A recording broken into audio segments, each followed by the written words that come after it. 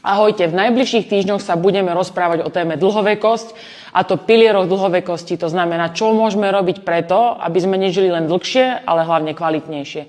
Budeme sa rozprávať o tréningu, budeme sa rozprávať o výžive, o suplementoch, o psychickom zdraví a budeme sa rozprávať aj o spánku. Tento týždeň si preberieme prvý pilier, to znamená tréning, a to znamená silový tréning, nízkointenzívne kardio, vysokointenzívne kardio.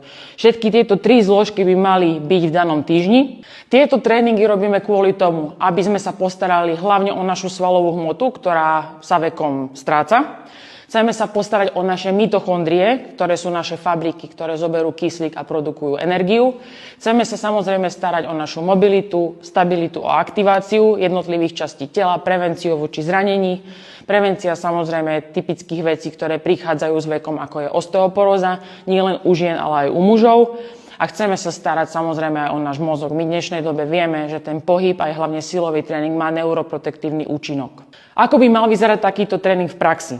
To znamená, chceme mať aspoň 2 posilky do týždňa, chceme presvičiť celé telo a chceme sa radšej sústrediť na menší počet opakovaní a radšej vyššie váhy, aby sme podporovali ten rast tej svalovej hmoty. Chceme mať nejako nízkointenzívne kardio, to nemusí byť niečo dlhé, to stačí 30-45 minút, ísť sa prebehnúť na bike, zaplávať si, ale v takej intenzite, aby to jednoducho bolo udýchateľné cez nos, alebo keď si predstavíte, že bežíte s kamarátom alebo s kamoškou, tak je to také, že sa viete rozprávať celý čas bez nejakých problémov alebo bez zadýchania.